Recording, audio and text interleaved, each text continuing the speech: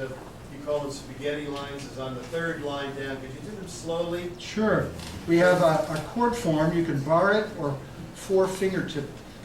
Fingertips are often the easiest chords on guitar, what we like to call touch chords.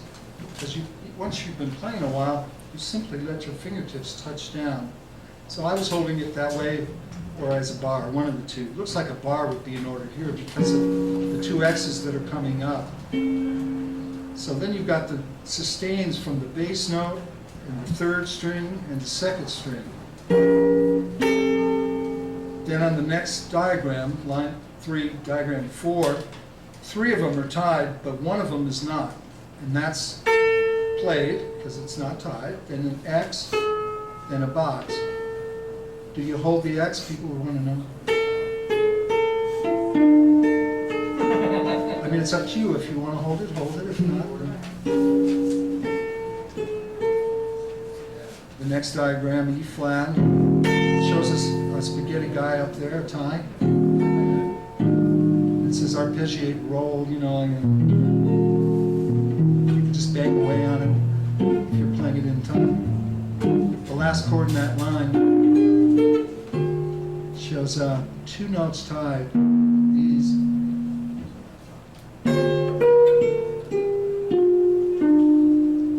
No biggie. I mean, they really do take care of themselves pretty well. It just looks horrid. It looks terrible, but I got used to it and said, look, it gets the job done. If I'm patient, when I read it back afterwards, I know exactly which notes to hit and which notes to sustain and, you know, things like that. So it's a wonderfully written piece, this Backrack guy. What a great writer. Jeez, I think someday he'll go down as one of the best ever for his generation. Brought in a lot of innovations, a lot of new sound, new chord movements, new time signature changes, and just great stuff. He studied with a real serious composer, some of you might know his name, Darius Milhaud. And he asked him, he said, you know, my stuff is terrible. He'd bring his assignments in and say, I keep changing, I've changed time signatures again, because he always seemed to insert a bar of 2/4, 3/4 in the middle of 4/4. And I haven't kept to the right sequence of chords, and my 2 chord didn't go to my 5, it went right to 1, and all that kind of junk. And his teacher said, don't ever change your style, man. It's you, it sounds great, it's what you do. I mean, he really was lucky to have an encouraging, be like if Wes had gone to a guy and the guy said, don't pick up that pick, you sound great already with that thumb, you know? Of course, we don't know if that would have happened. The guy might have said, okay, first, Mr. Montgomery, there's the plectrum. I'm glad that didn't happen.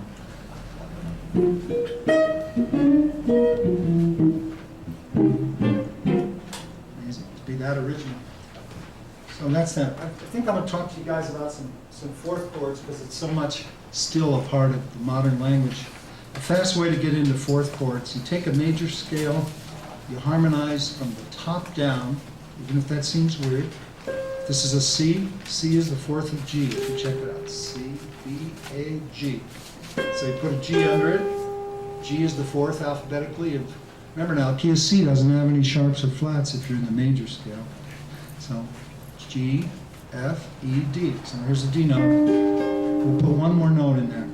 D, C, B, A. Here's A. Well, that's what they call chordal harmony or harmony in 4s.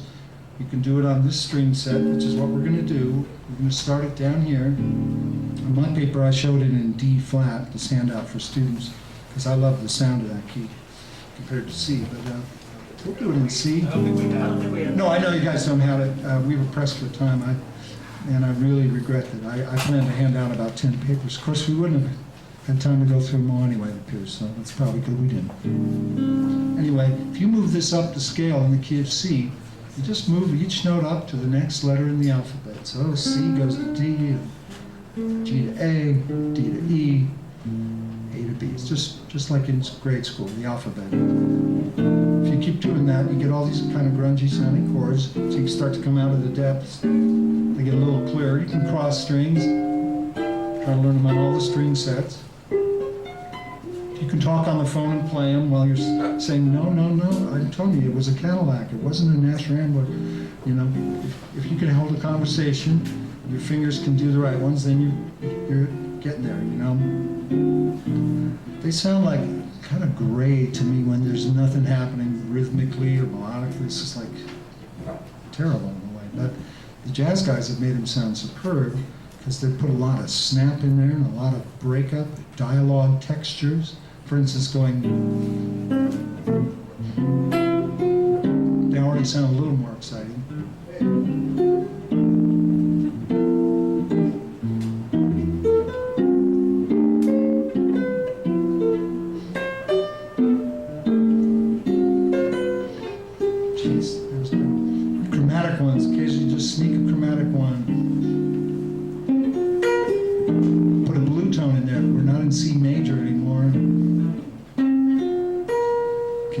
The C major fourth chords when you're not in major. Yeah, you could.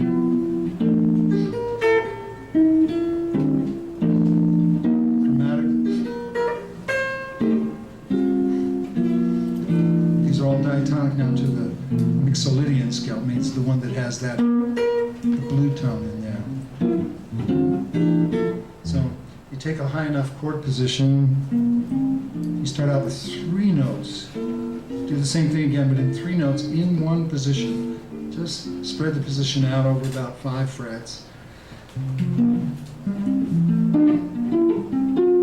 They'll come in handy sooner or later, even if you're just soloing, or if you're backing somebody up and the chord's just C9 or C11 for 1001 beats.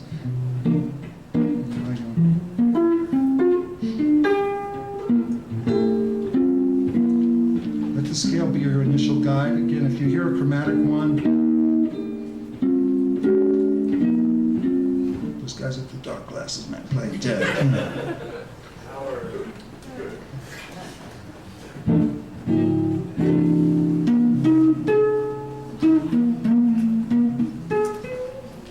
It's funny, with 4s, they're so kind of ambiguous anyway that the out ones don't sound as out as they would if you were in a regular.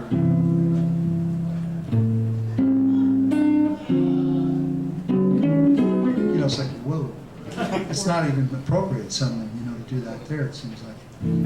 Yeah. Fourths only a lot of triads. One more time, I'm sorry. Fourths and triads.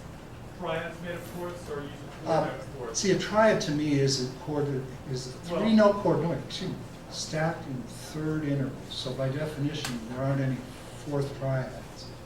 But they're 3-note 4th chord for sure, man. Yeah, that's what I was doing. I was just adhering to what those textbooks for years said. The triad was a 3-note chord stacked in 3rd intervals in its original conception. That's why they only had major and minor and augmented and diminished, because you could only have the so-called major 3rd or minor 3rd. You know, major, major, minor, minor, major, minor, minor, major. Or just those 4 combinations. That's why chords like this weren't called triads back then. But in the contemporary sense, sure, I mean, any 3-note chord, somebody might say triad, I guess. But I wasn't referring to it that way.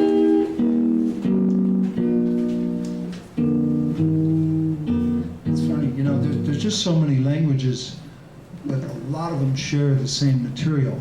So a lot of languages still use triads, especially in the popular vernacular. You know, country music's so big in the last 20 years, 15 years.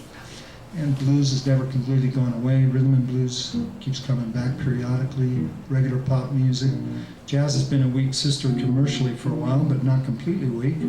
Jazz doesn't base itself on triads though, but jazz lives above the 7th is one of my common mottos, because it has ever since, as I said earlier. If that's all jazz were now, then it would still sound like it did, you know, almost 100 years ago now. But when you get above the 7 and start adding 9, 11, 13 or some altered notes in, then it sounds like the modern thing that the beboppers brought in, you know, which is more of the French impressionistic things from Europe. Charlie Parker was kind of mad about. Yeah, that's a cool one. That was a cool one.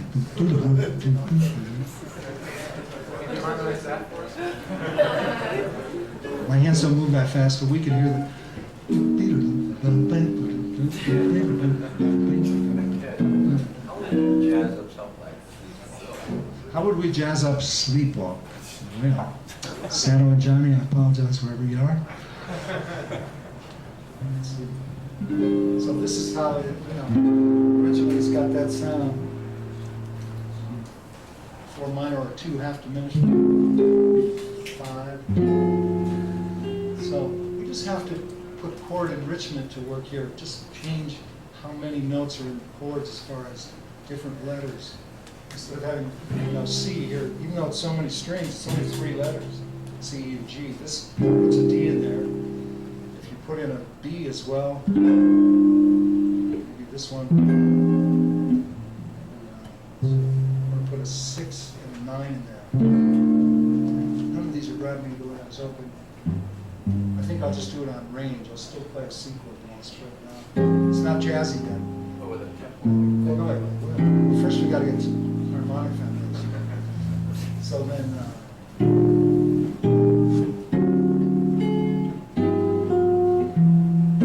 change the chord family. Yeah, that's one.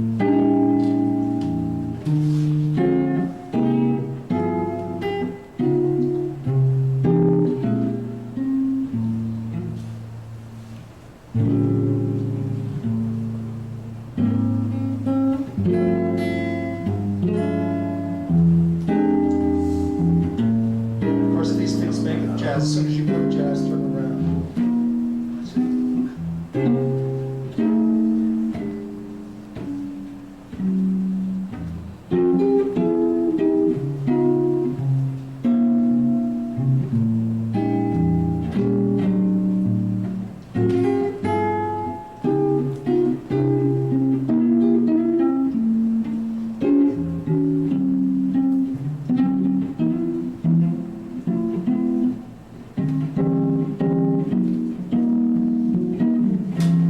Get that.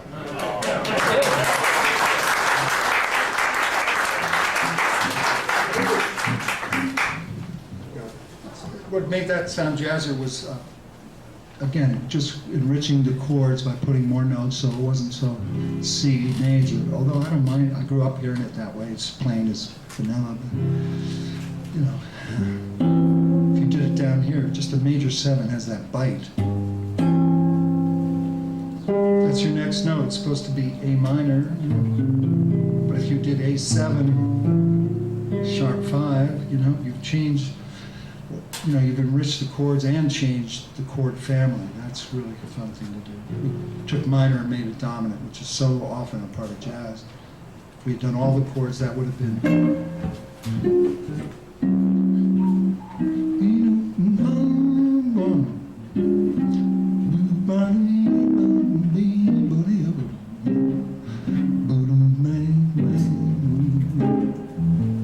They're all dominant chords now, every single chord. It's built on that kind of foundation. It's just a simple idea because it goes around and around. This is actually one of the easiest songs to do it if you're not playing the melody because it's just 1-6-2-5 city. The bridge. 4-4 minor. So what are you going to do? Remember that chord that substitutes for 4 minor? Flat 7 dom. Yeah. Let's see if we can get in there. This is a match.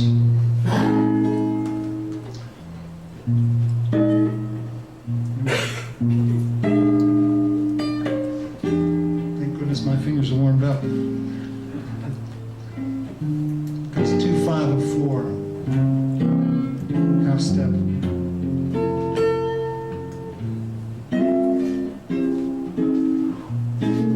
Step approach.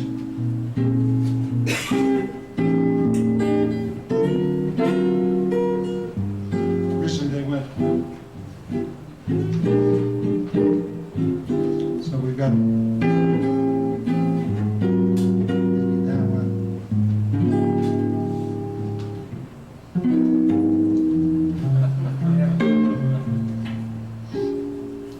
It sounds pretty good that way, actually. I like it.